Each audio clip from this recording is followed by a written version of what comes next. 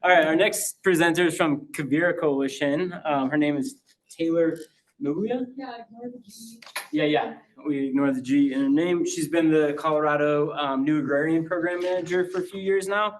And essentially she facilitates an 8-month apprenticeship program for beginning agrarians to work and learn on regenerative farms and ranches in the West. She's in charge of about half of Colorado. She currently lives in Lyons, where she enjoys growing food, learning about languages, plants, animals, cultures, technology, history, and basically anything. So with that, I'll give her the floor. Thanks, Taylor. Thank you. You got the clicker? I haven't used it yet. Is it sideways? It's just Yeah. this? Okay. Arrows, yeah. Right's forward. Okay, awesome. And So, then you gotta stay in your box. oh, I gotta stay in the box. Yeah, Oh, there's sorry. actually a box. Yeah. So nice to see some familiar faces here. My name is Taylor Muglia, and I work for the Quivira Coalition. Quivira is kind of an organization that is more present in New Mexico. So I wanted to just first, I'll explain the apprenticeship program, but first I just wanted to talk about the organization that I work for in general. So Quivira, so here's our mission statement. Through education, innovation, and collaboration, we work in coalition with ranchers, farmers, government agencies, and land stewards to foster resilience on working lands. And so that's kind of a mouthful. Essentially, we do a lot of different things, but here are our main sort of guiding values. So number 1 is holistic and regenerative agriculture. Number 2 is the radical center. I'm not sure if anyone's familiar with that concept, but our whole organization was actually built on this concept. In the late 90s, there was a lot of animosity between environmentalists and ranchers. A lot of conflict on federal land. Do we graze it? Do we not graze it?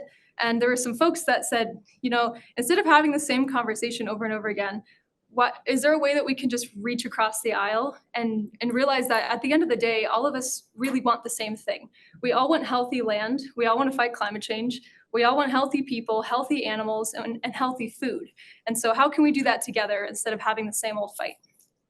And so these days, our organization also values justice, equity, diversity, and inclusion, and also the viability of land-based businesses to solve climate change. So there's sort of 3 buckets of work that Quivira does. The first 2 are research and education, and the third is an apprenticeship program. So I'm going to talk about the apprenticeship program in a second, but these first 2, I thought I would share them just because you guys might find this information directly helpful. And so I recommend going to our website. First, we have an incredible array of technical guides, and these are all specific to the arid West and generally rangeland and a rangeland context. And so sometimes when you're running animals on rangeland in Colorado, it feels like a lot of the resources for regenerative ag are not built for us. They're built for people with a higher rainfall. And so we have great resources on biochar, compost application on rangeland, monitoring, grazing planning, all that kind of stuff. And they're all free. And so they're all downloadable PDFs, which I still find amazing. And they're all based on research that's done at the Quivira Coalition and in conjunction with New Mexico State University, other universities. We also have 2 podcasts. I'm going to humble brag right here. I host Regeneration Rising. Essentially, it's a podcast that talks about sort of the lifestyle and trials and tribulations of young people in agriculture. And then the Down to Earth one you might have heard of. That one's more of a generic regenerative ag podcast. Highly recommend. We also do a lot of workshops and field days. Generally, they're in northern New Mexico, but we share a biome quite a bit here in Colorado. So I recommend catching a workshop or a field day if you ever see one. We also do webinars, and we have an incredible Regenerate conference, which I know you 2 were at. Dave spoke at it last week. I think you guys will probably agree, just a collection of amazing people. It's like, at the end of the day, you're just really proud, and it gives you a lot of hope that there's, good work happening across the West. And then I want to plug to the Colorado Coalition to Enhance Working Lands. I know a couple of you are in this group too. This is a great sort of pretty informal organization. Honestly, it pretty much gathers virtually most of the year. It's got nonprofit people, agency people, land trusts.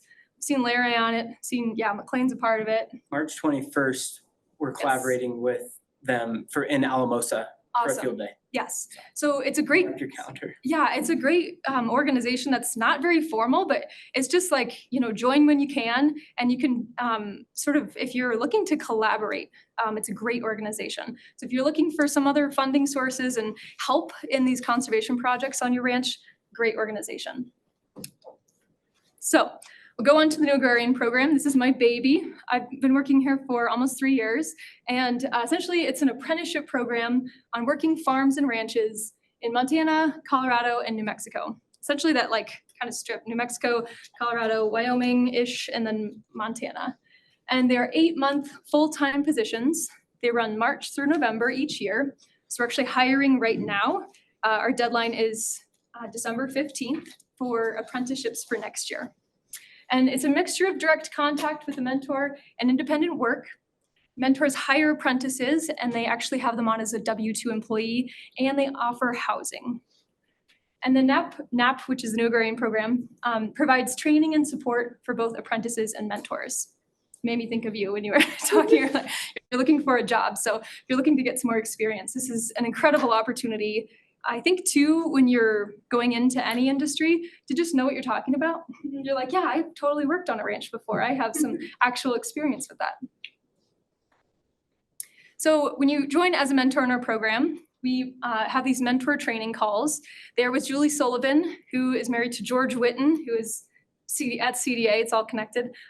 They've been running this program for over 10 years, and they have, so essentially she runs these mentor training calls because I think a lot of us think that, oh yeah, we can just jump into being a mentor, and you can't. Generally, a lot of people need some training. Like we're honestly not, most of us are not very good at handling conflict.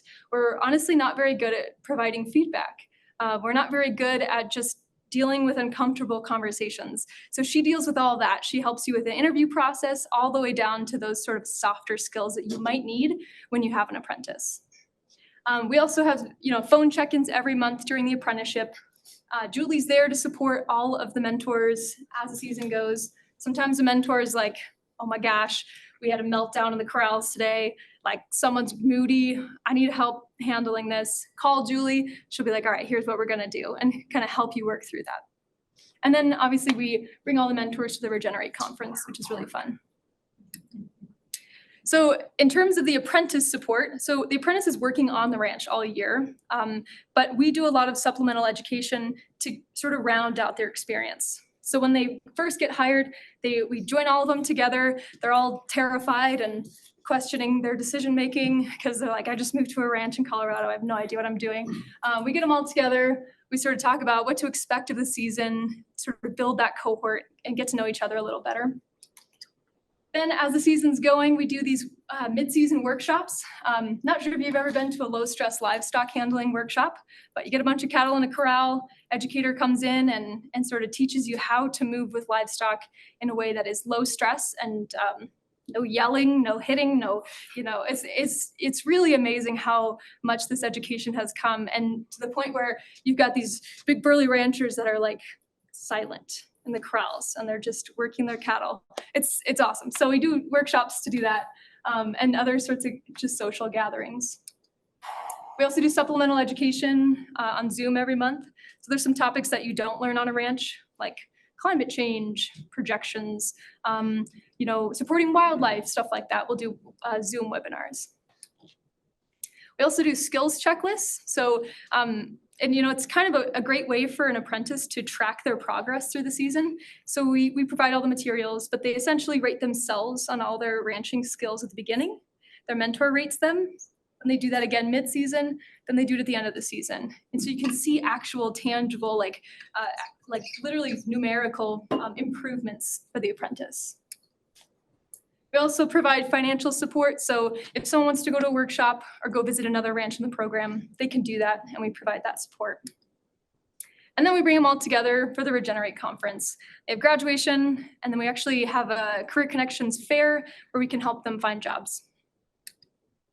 And then along the way, these are two of my dearest apprentices this year. I provide one-on-one coordinator support. So I call them every month. I'm texting them like, hey, here's a cool podcast episode, just kind of keeping in touch. So, because I think a lot of times when people do apprenticeships, they call home and they're like, Mom, I messed up today. And mom's like, I have no idea what you're talking about. And so they call me and I'm like, yes, I've done that. So it's a nice way to sort of connect and feel like you're not just out there on your own in the middle of a ranch in Colorado.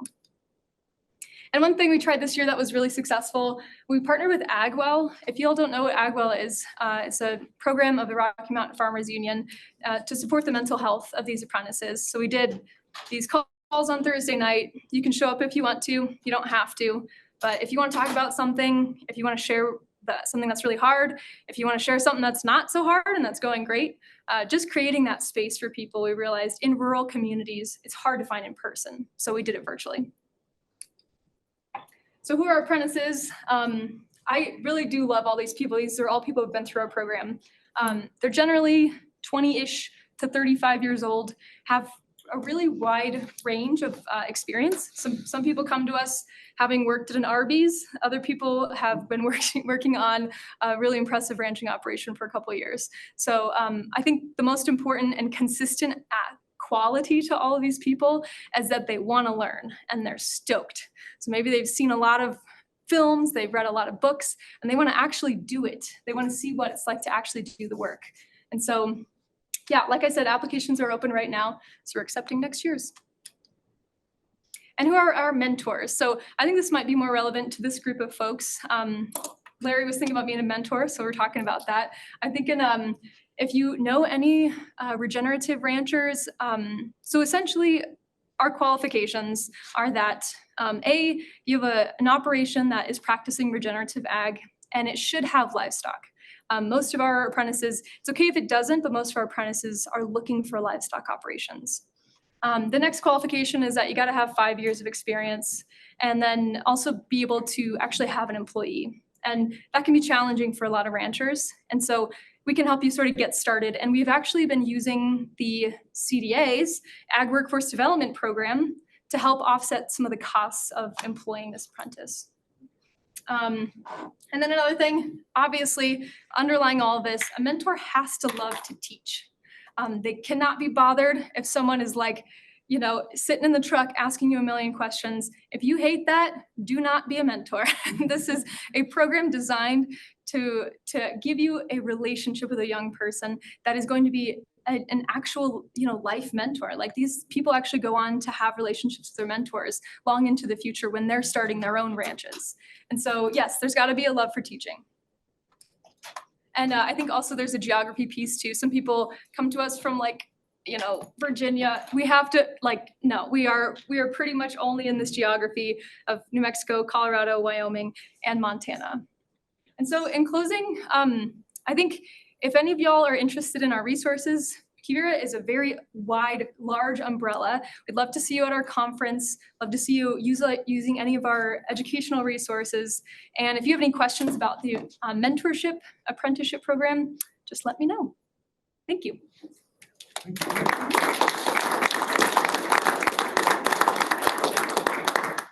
Any questions right off the bat? I actually do. Yeah. You had mentioned your micro improvements, kind of walking into the program, what they value themselves, I guess, put an evaluation on. Yeah. Are you correlating that data for cost inputs on the product going out the door, like how it saves? When we, No. I'm very fortunate. No, I'd be interested if you start doing that. We, on the voluntary certification world, we have data going back a very long time. We're seeing about 40, almost close to 50% reduction in costs. People are always scared of the initial costs for going through some type of certification, but those micro improvements are where we really start to see, especially with mentorships. I'd be interested how that works over with what you're doing. For sure. Yeah, honestly, the skills checklist is, it's a template, it's an Excel spreadsheet, and then it's got many tabs. Is that what you're talking about? Yeah. Yeah. So, and essentially it's like, it's the most informal thing. We don't use the data at all. The data is pretty much between the apprentice and the mentor, and it's mostly a conversation starter. So like, generally people get halfway through the season and they'll be like, hey, I would love to, before I leave, like know how to change the oil in a vehicle. And we didn't get to that yet. And so it's a great conversation starter. So yeah, it's not used for any data. Generally, we just like to see those numbers going up, but we don't do anything else with it.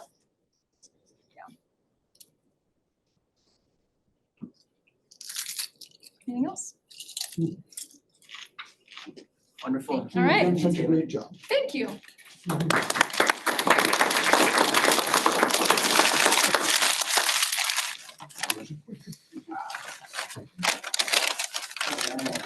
Taylor, next up in livestock and plains agriculture is Dave Carter.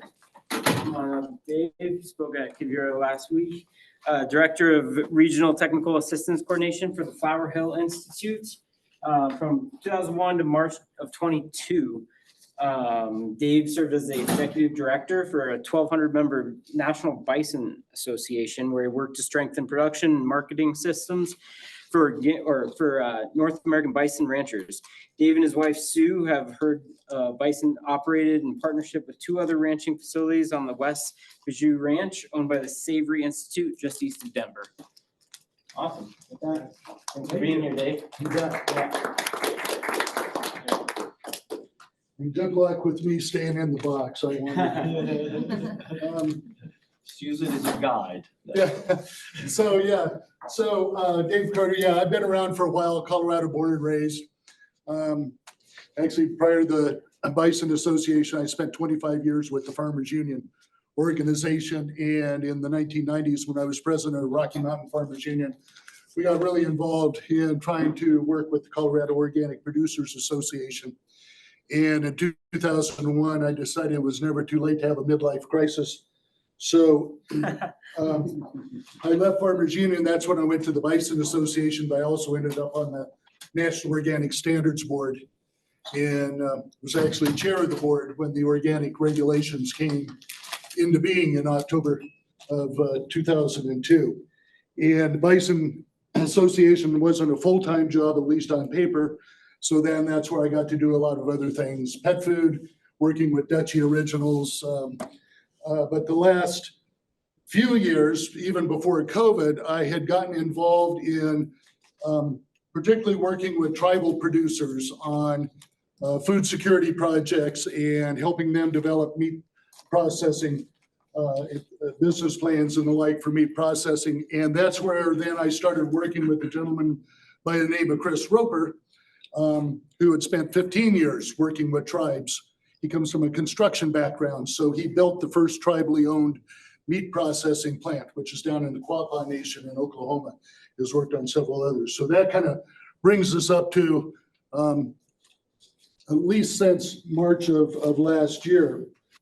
So, so I start off with this. I don't mean to be quite in your face, but when we're talking about regenerative agriculture, I was at Expo West last spring, and there was a presentation on Expo West, and one of the organic industry leaders who's really gotten involved with that was talking about the importance of regenerative. And when we got done, I went out and I said, well, you didn't mention anything about livestock in there. He goes, well, I'm a vegan. And so, I go back to Sir Albert Howard, who, to paraphrase what he said, was nature never farms without animals. And so I want to talk about as sort of the precursor. So when you think about the environmental hero, we've been told for a long time that if we're going to, reduce our environmental footprint, that, the Impossible Burger, these type of things are the way to go. They're clean, they're healthy. Well, this is the ingredient deck from Impossible Burger. Some of those things, I did Google one of them, methyl cellulose. If you Google that, its primary purpose is as a stool softener. So sure glad they put that in there. But I always like to say bison, the ingredients are bison, grass, grain, and minerals. So, and the reason that this is important. Hey, Dave, Yeah, you need to add water. and water. Yep. Well, organic is, ingredients excluding water and salt. So, okay, yeah. Anyway, there's so much focus on the forests and the importance that they play in carbon sequestration. And I'm not an I grew up in Allen's Park. How many people even know where that's at? Yeah, okay. So I'm a big guy on the forest, but when you think about what's happening right now is that we overlook what I call North America's rainforest, which is the grasslands. And University of California, Davis, a couple of years ago, put out a really good report called Grasslands Are a More Reliable Carbon Sink Than Trees. Well, trees do a really, really good job of capturing carbon. But where do they store it?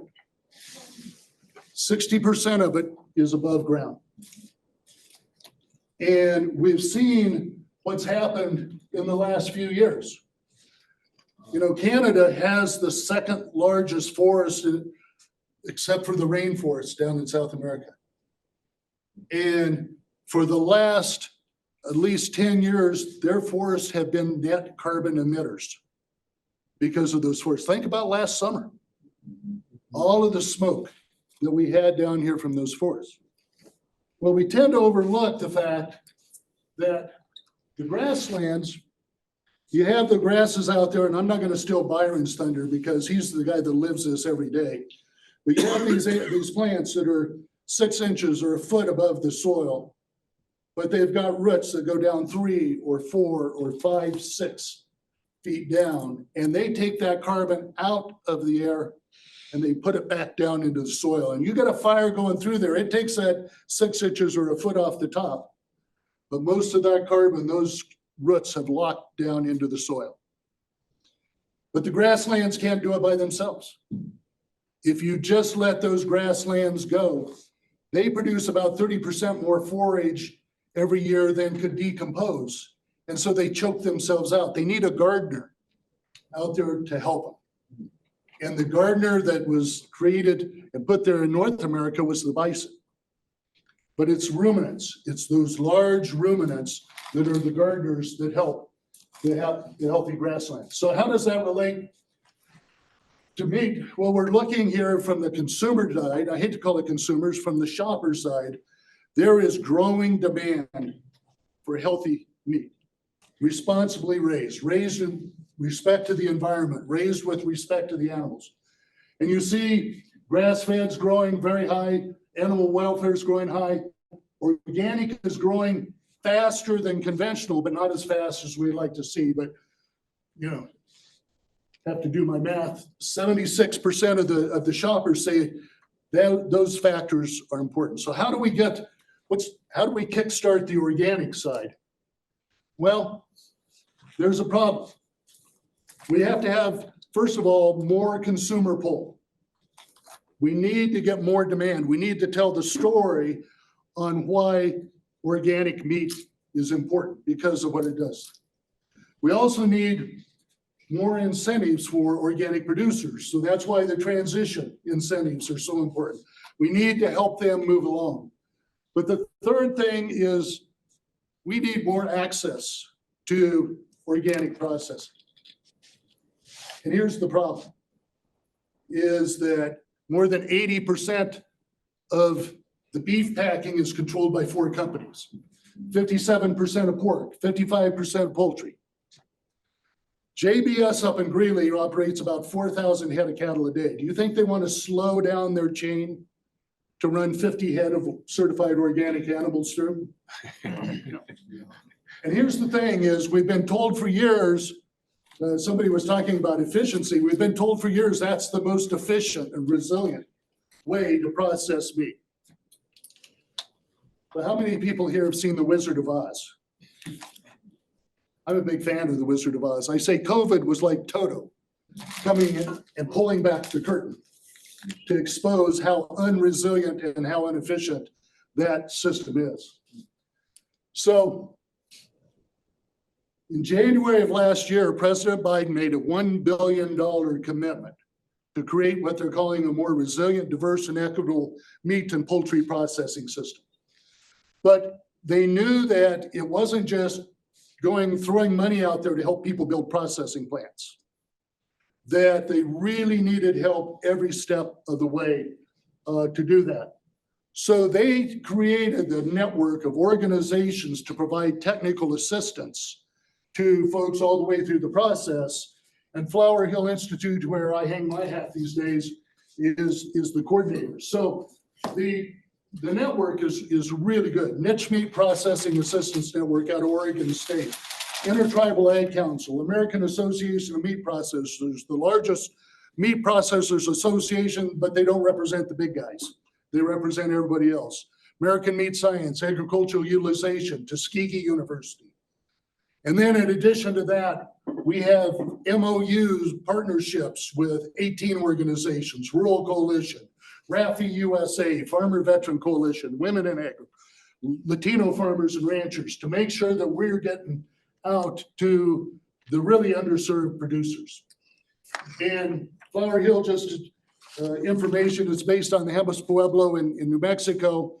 It's an indigenous nonprofit. The reason that they got pulled into this, so to speak, is when USDA asked Chris and myself if we'd coordinate this, they said we need to have a nonprofit we work with, and we both worked with Flower Hill for years. And it's a great group. Chris and myself, Roger's the executive director, Leslie, just a great team of folks that work on this. So, and what we're doing right now is we have 4 scopes of work. Right now, we're up to our eyebrows in the federal funding. There's just been a flood of grants that have come out to be offered to producers. So we're working with producers to help them find those grants and to apply for those grants and to manage that process. We can't write the grants for them. We can't do the feasibility studies, but we help them. But then we're also helping them on the technical side of what does it take to process it? What's your business development? What's the supply chain issues? And I'll talk about that in a minute. And from my standpoint, the whole idea of building that infrastructure, that facility, is the last piece of the equation. The first thing I do when I work with folks is I say, what do you produce? What species? What protocols? How many? How many people are producing it? Seasonality, finishing, all of those factors that are involved in it. And then the second part is, what are you going to do with it? Do you want to go into the farmer's market? Do you want to do a retail brand? Do you want to go into the specialty, channel? Do you want to go food service? Then that tells us, okay, what's the infrastructure we have to connect that, to help those producers do it. And the thing I tell people is, if you're putting together a project when you're going to produce a 1-pound brick of ground beef to go into King Soopers or Safeway and sit next to their store brand 1-pound brick of ground beef, forget it. They'll kick your butt every time. But where we have the opportunity is to do things differently, is to tell the story of how we produce those products through organic, grass-fed, and the various ways. And then there are so many options out there. Up in the upper left-hand corner is the Osage Nation, a bricks and mortar plant that opened in December 2020. But you have folks doing the mobile processing plant. There's a place in Kiowa, Colorado that builds these trailers that they take out and do the processing. And then there's modular. It's like a mobile home. You have your concrete slab there, you have your plumbing, you have your water. They manufacture it in, they bring it out, they set it down. One unit's the harvest floor and the drip cooler, another unit's the cooler, another unit's the processing room. So there's all different types of ways that we work with folks. And so we just kind of go through with them to a matrix of, what makes sense for you in terms of what you want to do. Like I say, we're up to our eyebrows in grants right now. There's been a whole bunch of them. Some of those value-added farmers market promotion, local foods, those come around every year. Others have been a one-time. The big one out right now is Meat and Poultry Processing Expansion Grant. And if you want to apply for it, you've got 2 weeks. It's due November 22nd, so I'm not even going to talk about it. And then the additional priorities, helping these smaller enterprises get a good workforce. You don't take just somebody out of JBS or Excel and take them to a small processor, because those big plants, they're an assembly line worker. They're doing this same thing every single day. Those smaller plants, you need somebody that can be out on the processing floor one day, maybe in the harvest floor, maybe doing maintenance, maybe out behind a retail counter. So we got to train those folks with those skills. Financing, trying to find the financing for folks. And then that bottom one there is the one that's huge for me. And Steve knows this well just because I've been involved in the pet food side. So that's, but byproduct utilization. And why is that so important? I'll tell you what, I can put together an enterprise any day with folks and I'll find somebody to buy their tenderloins, their ribeyes, their strips, and their ground product. Maybe a little tougher when it comes to the chucks and the rounds. But then when it comes to the hides and the offal, this is where the difference is in smaller processors being able to survive or not. And here's why. First of all, just look at the leather. USDA puts out a drop sheet every day of what they figure the price of the hides and the offal is. This is last week. I looked, they had the hides at $28. Actually, I looked today, it's $31. $28 that you can get for your hides. Well, guess what? You have to be JBS or XL to get that. If you're a smaller processor, I was on a webinar with a guy about a week and a half ago from North Dakota. He processes 10 head a day. They charge him $4 a hide to haul his hide to a landfill. 5 million beef hides a year end up in landfills. That's according to the Hide and Leather Council of America. So you look at that. JBS is getting 28, he's paying $4, there's $32 a hide difference. If he has to bring in the equipment to salt and flesh and store them, that's about $10 a hide, there's $22 a hide. He's processing 25 head a day, 25 head a year, that's $55,000 a year. The other byproducts is even more. Take out the hides, USDA estimates the rest of those byproducts are worth $140. All of those things, tongues, lungs, kidneys, bones, fat. You're paying about $8 to have that hauled away. So same math, go through that. You have to put in the equipment to process that. That's about $35 an animal, $113 difference, $282,000 a year. Small business, is that the difference between staying in business or not? Well, the good thing is there are companies out there that want story leather. I think that there's an opportunity for certified organic leather that we could do. I know that there's an opportunity for certified organic pet food because I've been frickin' working with the Pet Food Institute to get USDA to set up organic pet food standards for 12 years. And there still are none. And there still are none. They're still in the draft stage. But you think about that, particularly on the pet food side. This is the dog food aisle at the Petco in Westminster. It's next door to the King Soopers. When you walk in there, you go, wait a second. Am I in the right store? I thought I went into King Soopers because that looks like the frozen meat aisle at King Soopers, right? People don't want dog chow and Old Roy anymore. I like to say it's particularly the younger folks that are the humanization of pets. Pets are family.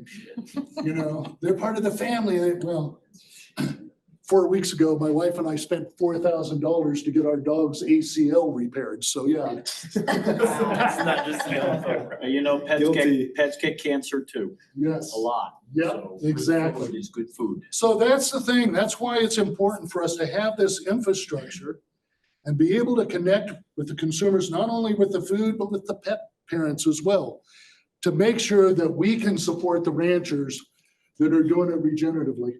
So we've had more than 1,000 requests since we started in March, all the way from Puerto Rico to Northern Mariana Islands. Lots of folks looking at organic, tribally raised, grass-fed, doing these types of things. And so we just want to make sure that we're helping them to succeed. So we have a way, I don't know how many of you are looking at building a meat plant, but if you are, you just go to that QR code and we come out, we start providing you with technical assistance. And that's my information as well as Chris's. So that's an overview of the meat processing side of the equation. Questions? Quite the fire hose. Taylor's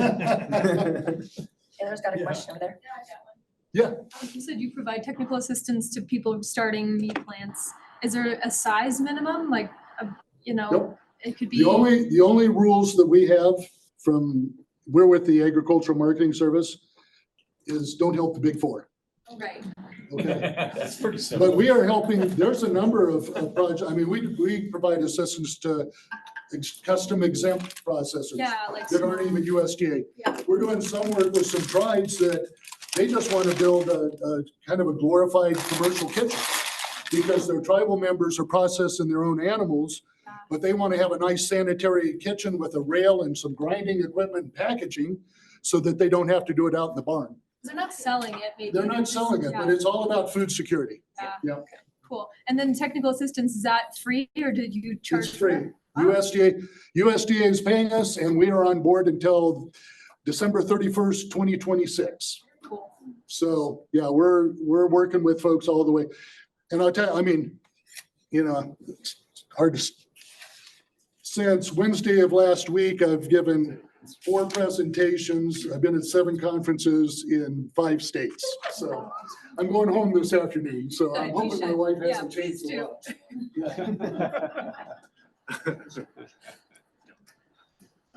All right. Thank you. Thank you, guys. Thank you, Dave.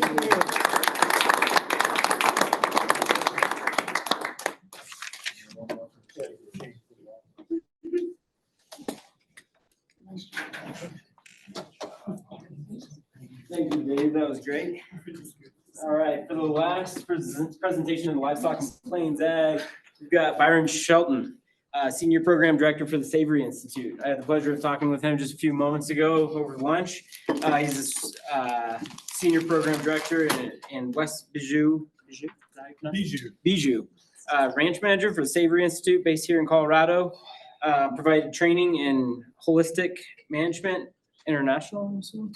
HMI? No. Or TM? Savory Institute, Oh, holistic management, TM, got it, okay. trademark. Trademark, and ecological outcome verification for the worldwide network of the Savory Institute, hubs and accredited professionals.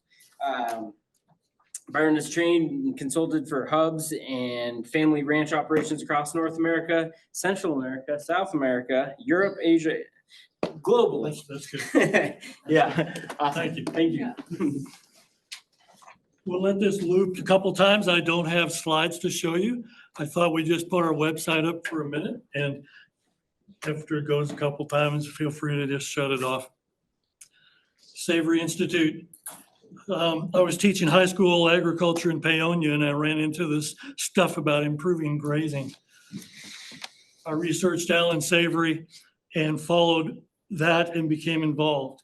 And I wouldn't be involved today if it didn't provide answers. I had been given lots of parts and pieces and a great education at CSU, but I needed better ways to put it all together and how to make choices. Savory Institute is about how to help farmers and ranchers manage the whole picture versus pieces.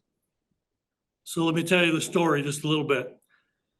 Alan was raised in Zimbabwe, rancher, farmer, wildlife biologist, scientist, politician, mostly a wildlife conservationist, and couldn't figure out why rivers were declining, that were running when he was a kid.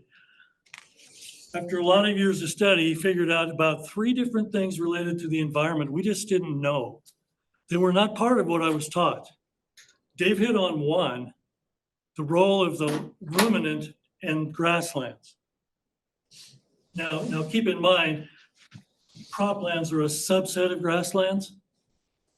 Grasslands created soil good enough to put in a monoculture once in a while for a while, we think.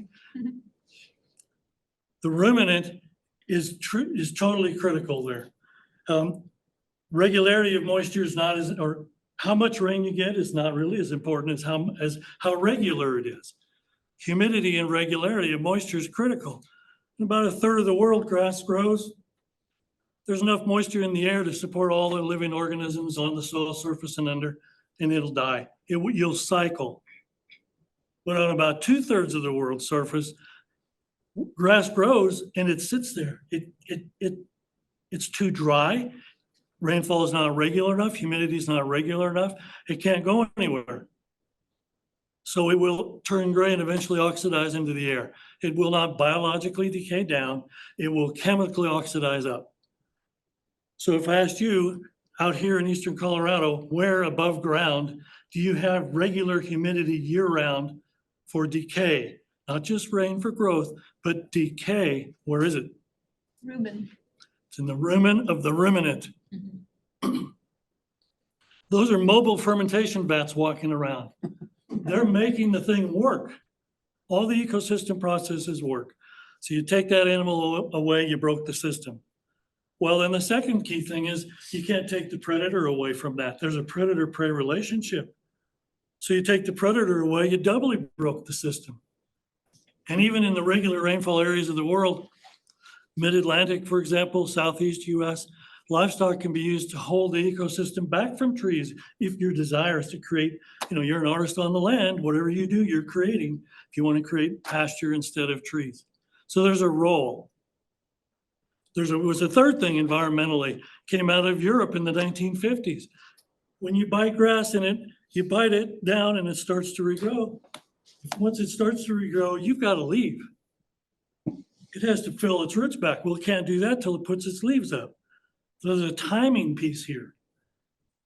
Well, the story is, even with those three environmental factors, really important, related to, in this case, mostly livestock, when farmers and ranchers would be helped in the 1960s and 70s and early 80s, Alan would leave and go away, or people he had trained, part of the network at that point, and you'd come back a couple of years later and they'd still be, it would have crashed. Even though we figured out a few more things of how to environmentally be regenerating land, it wasn't enough. It wasn't until we added a piece called better decision-making. How do we manage the whole thing? You can't have a farmer who says, okay, I understand that environmentally, but it doesn't work for him economically. You can't expect him to do it. You can't expect him to do it if it isn't fitting the family socially. So you've got to be able to make decisions that, as we all know, have to be socially, economically, and environmentally sound. Okay, but what is that and how do you do that? Well, holistic management and Savory Institute is a lot of times thought about as being livestock in grass. Well, that's where our roots came from.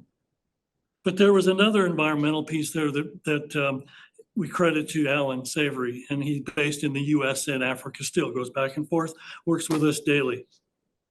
We're based here in Colorado. It's the fact that that regularity of moisture you get, not just does it affect when and how you might need cattle or any other domesticated livestock that's replacing the wildlife and their predator, but if you're using the other tools, we've had a whole day today on technology. Wonderful. There's thousands of forms of technology out there. Or we've got fire. So you've got living animals you can manage, fire, or 1,000 ways of technology. Or do nothing. Take those three away and you're using modern definition of conservation, rest. Regularity of humidity didn't just relate to cattle and decay. Every one of those tools, if depending on how regular the moisture is where you live, the result of the tool you use is different. Just think about fire. If it burns in Virginia, the ground will cover over. If you have a forest fire out here, it'll stay bare. So you can't have best practices without understanding that principle. Back to the decision-making piece. Holistic management is about how to manage holistically. What it really comes down to is really helping the farmer and rancher say, do you understand first how the environment works, how these different tools will work in their probable results where you live? Do you understand what landscape you're trying to create? Because you're doing one whether you want to or not. Do you have the right people at the table? Are you missing some decision makers? Are you letting some people be decision makers that shouldn't be on that particular decision? They should be advisors and experts, but they're not part of the actual, that holistic context, that what is it the decision makers want? What are they trying to create on the land? And that's not selfish because they're considering everybody that it affects. So, are you really clear on what it is you're managing? Are you really clear? The people involved, the resources you have and the money you have or that can be generated. And then are you really clear? To me, values and actions and goals, we hear these words all the time, objectives. We really work with farmers and ranchers to say, let's say they wanted to be organic. I would say to them, is that really a true value of yours, or is that an action you can take? And the short story of it is that's an action. It's something we can do to take us somewhere else. I mean, why do we want to be organic? To have a more sustainable ecosystem, maybe one that's even regenerating, to maybe be more financially sound. The things that are really our values, our quality of life, all those decision makers have to be clear on and together on. And those we usually don't argue about. Where we'll argue about, well, should we raise beef or sheep? Should we be organic or grass-fed or conventional? When we're clear, when you get that team on the farm or ranch of what they really value, but has no specific actions in there, then if they're reasonable people, they're more willing to talk together and work out, okay, what actions do we do and how do we get there? Okay. Short example, the Uncompahgre Plateau in Western Colorado was redoing its travel plan. Well, that was how do the 22 user groups that want to use the forest all get together and do their thing without being bothered by the others? Well, years of study, they had 1-inch thick, 5 choices of how to set up their travel plan with a year and a half's worth of input from user groups. It was a mess. Nobody liked anything. All we did is go through the 1-inch 5 plans they had in this book, pulled out all the things that were truly values, not actions. I want to have fun with my family. I want to be able to get away. It went on and on. We pulled those out, said, you all agree on these. These are the actions you're arguing about. Do you agree on these? Yeah, they do. Okay, now you go figure out you're going to be able to do all these things. I think somebody mentioned environmentalists and ranchers. It's actions we fight over. It's not the values. So right decision makers at the table, what do you really want? What are your values with no actions in there? And then, what are some short things we do to make sure we're looking at the decisions we need to make to get the best choice? Well, how do we usually decide? Well, the loudest person in the room, or just the money side. What's most cost effective, or just how we just don't know, so we pick one. Well, if you're really sure and you really look at things, if you really address what's the cause and the effect of the problem and really make sure it's the cause is being directed, not the effect. If you really make sure you're spending money in the right place and the right time within an enterprise, if you really look and make sure you're able to think through which enterprises make me the most money and which ones take us to the values we want. If you really ask what's sustainable here and what's not, what's truly regenerating the land, and you think through all those things pretty quickly, a few other questions, and then you still add in there, how do I feel about these actions? This managing holistically, that's what holistic management means. That's what would help me if I were transitioning, considering doing an action of transition to organic. The thinking process, which a lot of it's common sense, but we have to be more intentional about it when we're got a little larger operation, farm, land, money. We need that process. So holistic management is bringing some additional tools to the table related to results of all the different tools, some specific things related to managing livestock and us as fencers or herders to replace the predator. But it's also bringing the decisions of whatever tool you're using, how do we make better choices? And then once we make it, what is the first thing we look for? Just like on the land, the soil surface is the first place we look for leading indicators of are the ecosystem processes functioning? It's the water cycle, mineral cycle, diversity of plants and animals, capturing the sun. Is that getting better? Lagging indicators are great. Oh, there's more bald eagles and there's some fox and there's a plant we haven't seen in a while. But those are lagging indicators. The manager needs the leading ones on the soil surface. But we need that with economic decisions too and social decisions too.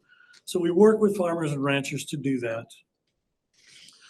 Our present model, and then I'll just wrap up here, is we're based here in Colorado.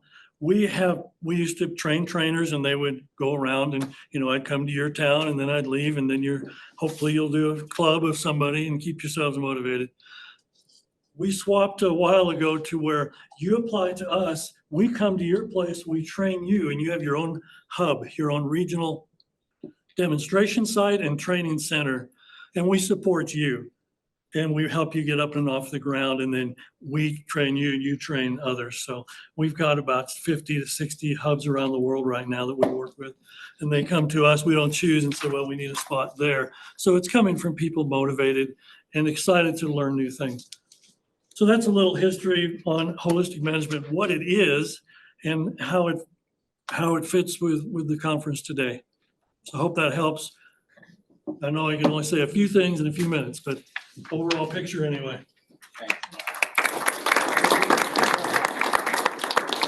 I mean, frankly, I think we here in Colorado are very lucky to have the Savory Institute headquartered here. They're an internationally renowned organization, and if you've ever had a chance to hang out with the Savory Institute folks, I know I was at that Bison Ranch out east with Dave and you, Byron, and we got to hear some great music and listen to Alan Savory and learn a lot about the brittle landscape of eastern Colorado and how holistic management, I think, is a solution